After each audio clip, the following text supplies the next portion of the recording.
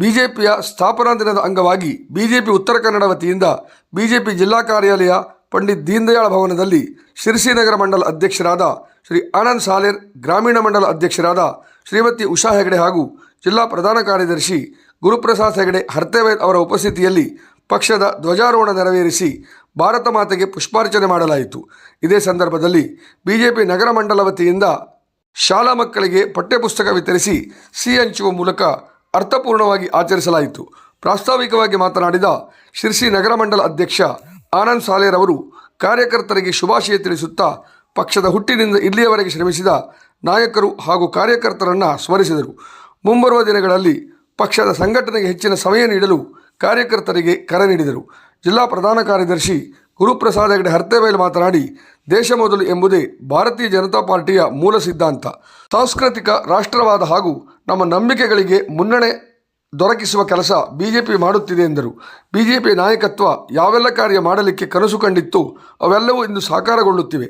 ಭಾರತೀಯರ ಶತಮಾನಗಳ ಕನಸಾಗಿದ್ದ ರಾಮಮಂದಿರ ನಿರ್ಮಾಣ, ಅದಕ್ಕಾಗಿ ಶ್ರೀಯುತ ಲಾಲಕೃಷ್ಣ ಅಡ್ವಾಣಿಜಿಯವರ ರಥಯಾತ್ರೆ ನೆನಪಿಸಿಕೊಳ್ಳೋಣ.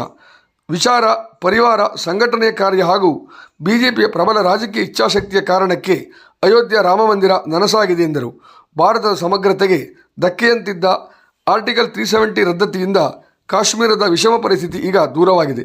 ಕಾಂಗ್ರೆಸ್ನ ಓಲೈಕೆಯ ಫಲವಾಗಿ ಜಾರಿಯಲ್ಲಿದ್ದ ಅಸಂವಿಧಾನಿಕ ವಕ್ಫ್ ಕಾನೂನಿಗೆ ತಿದ್ದುಪಡಿ ತಂದು ಉಮ್ಮೀದ್ ಹೆಸರಿನಲ್ಲಿ ಮಂಡಿಸಿ ಉಭಯ ಸದನಗಳಲ್ಲಿ ಒಪ್ಪಿಗೆ ಪಡೆದಿರುವ ಐತಿಹಾಸಿಕ ಸಂದರ್ಭಕ್ಕೆ ನಾವೆಲ್ಲ ಸಾಕ್ಷಿಯಾಗಿದ್ದೇವೆ ಎಂದರು.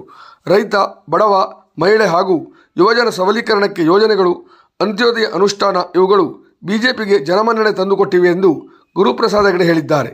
ಭಾರತೀಯ ಜನಸಂಘ ಹಾಗೂ ಜನತಾ ಪಾರ್ಟಿಯ ನಾಯಕರಾದ ಡಾಕ್ಟರ್ ಶ್ಯಾಮ್ ಪ್ರಸಾದ್ ಮುಖರ್ಜಿ, ಪಂಡಿತ್ ದೀನದಯಾಳ್ ಉಪಾಧ್ಯಾಯರ ಬಲಿದಾನ, ಭಾರತ ರತ್ನ ಅಟಲ್ ಬಿಹಾರಿ ವಾಜಪೇಯಿ, ಲಾಲಕೃಷ್ಣ ಅಡ್ವಾಣಿಜಿ ಅವರೆಲ್ಲರ ತ್ಯಾಗ, ಪರಿಶ್ರಮದ ಫಲವಾಗಿ, ಅಸಂಖ್ಯ ಕಾರ್ಯಕರ್ತರ ಅವಿರತ ಪ್ರಯತ್ನದ ಫಲವಾಗಿ ಇಂದು ಬಿಜೆಪಿ ವಿಶ್ವದ ಅತ್ಯಂತ ದೊಡ್ಡ ರಾಜಕೀಯ ಪಕ್ಷವಾಗಿ ಹೊರಹೊಮ್ಮಿದೆ ಎಂದರು.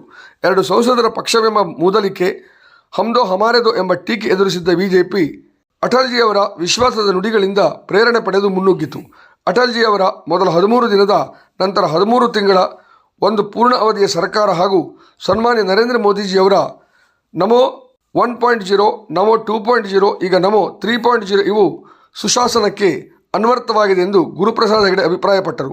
ಈ ಸಂದರ್ಭದಲ್ಲಿ ಮಾಜಿ ಶಾಸಕರಾದ ವಿವೇಕಾನಂದ ವೈದ್ಯ, ಜಿಲ್ಲಾ ಉಪಾಧ್ಯಕ್ಷರಾದ ಶ್ರೀಮತಿ ಪ್ರಭಾವತಿ ಗೌಡ, ಜಿಲ್ಲಾ ವಕ್ತಾರರಾದ ಸದಾನಂದ ಭಟ್, ಜಿಲ್ಲಾ ಕಾರ್ಯದರ್ಶಿ ಹಾಗೂ ನಗರಸಭಾ ಅಧ್ಯಕ್ಷರು ಶ್ರೀಮತಿ ಶರ್ಮಿಳಾ ಮಾದನಗೇರಿ, ಜಿಲ್ಲಾ ಕೋಶಾಧ್ಯಕ್ಷರು, ನಗರಸಭಾ ಉಪಾಧ್ಯಕ್ಷರಾದ ರಮಾಕಾಂತ್ ಭಟ್, ಯುವ ಮೋರ್ಚಾ ಜಿಲ್ಲಾಧ್ಯಕ್ಷರಾದ ಪ್ರೇಮ್ ಕುಮಾರ್ ನಾಯ್ಕ್, ಸ್ಥಾಪನಾ ದಿನದ ಕಾರ್ಯಕ್ರಮದ ಜಿಲ್ಲಾ ಪ್ರಮುಖರಾದ ನಂದನ್ ಸಾಗರ್, ಜಿಲ್ಲಾ ಸಾಮಾಜಿಕ ಜಾಲತಾಣ ಸಂಚಾಲಕರಾದ ರವಿಚಂದ್ರ ಶೆಟ್ಟಿ ಉಪಸ್ಥಿತರಿದ್ದರು.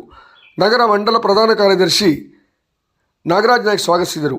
ಮಹಾಂತೇಶ್ ಹಾದಿಮನಿ ನಿರ್ವಹಿಸಿದರು. ಪಕ್ಷದ ಜಿಲ್ಲಾ ಹಾಗೂ ಮಂಡಲ ಸ್ತರದ ಪದಾಧಿಕಾರಿಗಳು, ಮೋರ್ಚಾ ಪದಾಧಿಕಾರಿಗಳು, ನಗರಸಭಾ ಸದಸ್ಯರು, ಗ್ರಾಮ ಪಂಚಾಯತ್ ಸದಸ್ಯರು, ಬೂತ್ ಅಧ್ಯಕ್ಷರು ಮತ್ತು ಕಾರ್ಯಕರ್ತರು ಉಪಸ್ಥಿತರಿದ್ದರು.